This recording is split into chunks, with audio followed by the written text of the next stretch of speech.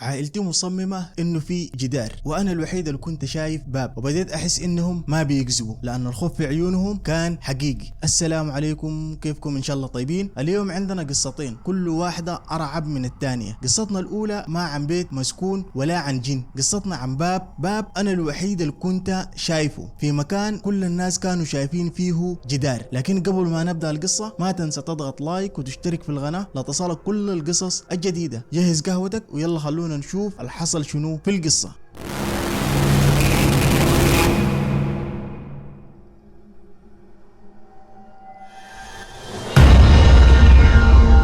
القصة بدأت أو خليني أقول لاحظتها أول مرة وأنا عمري حوالي 16 سنة. كنا عايشين في نفس الشقة طول عمرنا، عمارة قديمة وجدرانها سميكة وسقف عالي وممراتها قريبة كأنه اللي صممها يكره الخطوط المستقيمة. غرفتي كانت في آخر ممر طويل وضيق دايما يكون مظلم مهما كانت الإضاءة شغالة، وفي آخر الممر بعد باب غرفتي وباب مخزن صغير كان المفروض يكون فيه جدار، بس بالنسبة لي كان فيه باب عادي جدا، خشب أبيض نفس لون الشقة، بس الإطار كان أنحف شوية والمقبض النحاسي أقدم من الباقي، تحسه ما موجود في المكان الصح. وكنت متأكد إنه لو قست مساحة الشقة من برا مقارنة مع المساحة اللي في الداخل بلقى في غرفة ناقصة. أول مرة حاولت أفتحه كنت فضولي، قربت من الباب ومسكت المقبض، كان حقيقي بارد وصلب. وقتها سمعت صوت أمي من المطبخ: أنت بتعمل شنو؟ العشاء جاهز. قلت لها جاي، بس كنت بشوف شنو ورا الباب ده. جات تمشي ناحيتي ولما شافتني ابتسامتها اختفت ونظرت لي نظرة خوف وقالت بهدوء: باب شنو يا ولدي؟ انت واقف قدام جدار. استغربت، عاينت تاني الباب اختفى، بقى جدار. من اليوم ده الموضوع بقى يتكرر، احيانا اشوف الباب واحيانا لا، وكل مرة احاول اركز او المسه احد من عائلتي يقاطعني. اختي الصغيرة كانت صريحة، قالت لي: انت دايما واقف قدام الجدار زي المجانين. ابوي كان الاسوأ، مرة حاولت افتح الباب بالليل سمعته من اخر الممر يصرخ: لا تفتح لا تفتح. صوته كان بارد بس مخيف. قال لي: ارجع نام يا ولدي، ما في حاجة هنا. ومن اليوم ده بدأت الأصوات، خربشة بعدين همس وبعدين بكاء، وأنا الوحيد اللي كنت بسمع الأصوات دي. مرة سمعت أحد يصرخ: ساعدني ساعدني. جريت خطيت أذني على الباب، ما سمعت شيء. عائلتي قالوا إني بتوهم وبدأوا يعاملوني بحذر كأني مريض نفسي. كبرت،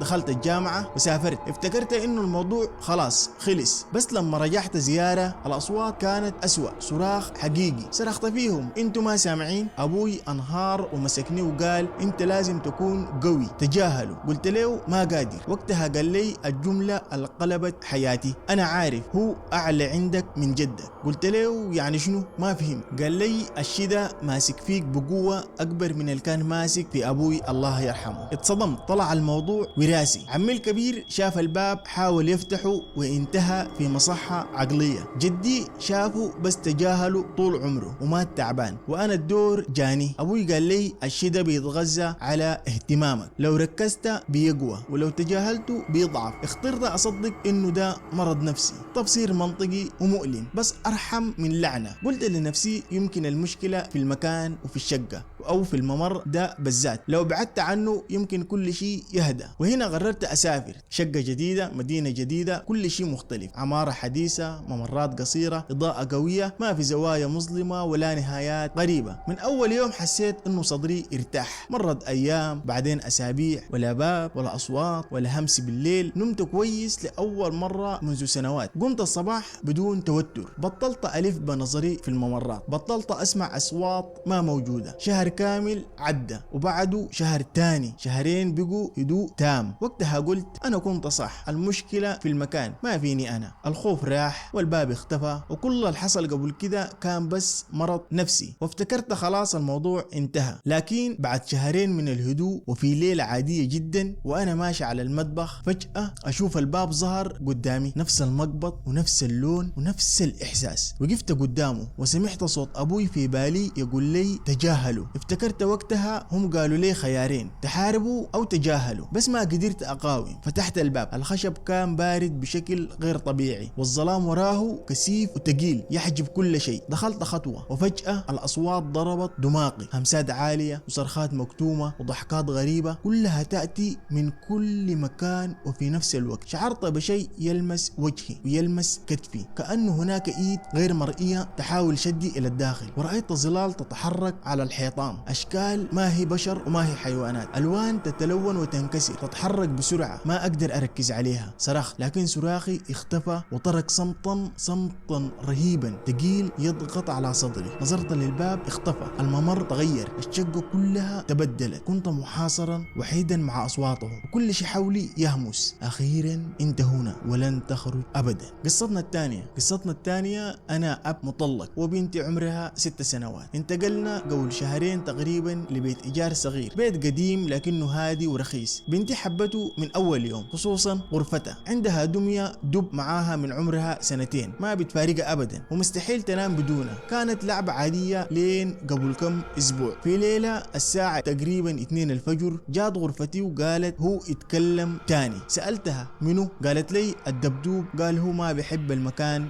ده. قلت يمكن بتحلم. رجعتها تنوم وقلت لنفسي ده خيال أطفال ساكت. بعد كم ليلة جات تاني وقالت لي قال لك انت بتسمع لكن قاعد تتجاهل. الكلام ده خلاني أوقف شوية لكن برضو حاولت أطنش. بعدها بدأت الحاجات الغريبة. أحيانا وأنا ماري من عند غرفتها بالليل أسمع أصوات همس، صوتين واطيين. أول ما أفتح الباب ألاقيها نايمة والدبدوب في حضنها مواجهة. قلت يمكن بتتكلم وهي نايمة، لكن بعد شوية بقيت ألقى الدبدوب في أماكن غريبة. مرة لقيته فوق التسريحة قاعد مستقيم مواجه السرير، مرة تانية عند باب الغرفة.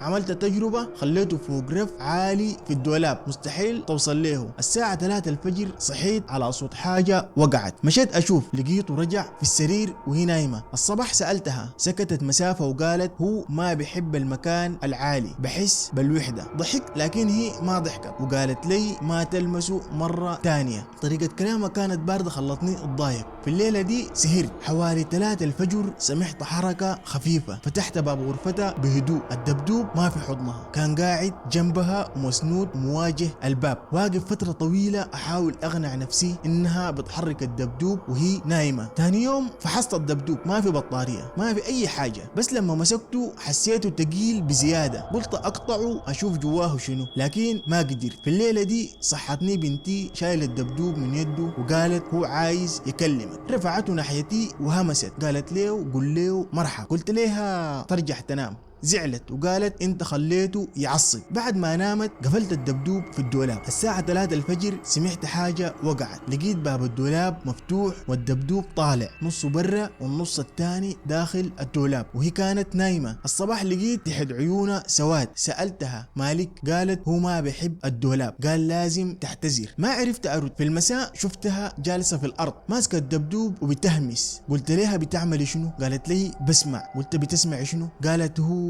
بحكي عن قبل. قلت عن قبل شنو؟ ما ردت. في الليل وانا جالس في الصالة سمعت باب غرفتها فتح. لقيت الدبدوب في الممر قاعد مواجه غرفتي. اخذته ورميته في زبالة المطبخ. الصبح قامت تصرخ انت ما كان تعمل كده، هو حيكون زعلان. قلت لها خلاص مشى. نظرت لي بهدوء وقالت ما مشى، قال حيرجع. طلعت الزبالة بيدي وقدام عيني شفت عربية النفايات تشيلها. في الليل الساعة 3:10 صحيت على صوت حاجة ناعمة وقعت. ولما فتحت النور الدبدوب كان قاعد في آخر السرير، فروته مبلولة. شلته قفلته في كيس وخطيته في الشنطة العربية. الصباح مشيت المكب بنفسي ورميته هناك. كم يوم عدوا وكل شيء كان طبيعي لحد الليلة اللي فاتت صحيت على ضحكتها، ضحك واطي ومخيف. دخلت غرفتها كانت قاعدة في السرير مواجهة الجدار. قلت لها بتعملي شنو؟ قالت بلعب مع دبدوبي. قلت لها لكن هو مشى. ابتسمت وقالت رجع لأنه اشتاق لي. ما كان في أي حاجة في السرير لكن الجو كان بارد. لفت ناحيتي وهمست للفراغ. شايف؟ قلت ليك حيلاقينا. ما نمت بعدها. الصباح لقيت اثار كفوف صغيرة فوق بطانيتها والشباك مفتوح. طول اليوم ساكتة وبتهمهم وبتكلم روحها. حاولت اسجلها لكن التسجيل كان تشويش وتحت نفس تقيل وما صوته. مسحته. قلت لها يمكن نمشي نقعد عند خالتك شوية. قالت انت ممكن تمشي وما عايزك هنا. الان الساعة 3:07 الفجر. سامع خطوات خفيفة في الممر. باب غرفتها اتحرك. ما عارف ادخل ولا لا. جزء مني يقول دي بنتي وجزء تاني عارف لو فتحت الباب حاشوف شنو. ولحد هنا تكون انتهت قصصنا. فلو عجبتكم القصص ما تنسوا تضغطوا لايك وتشتركوا في القناة. والسلام عليكم.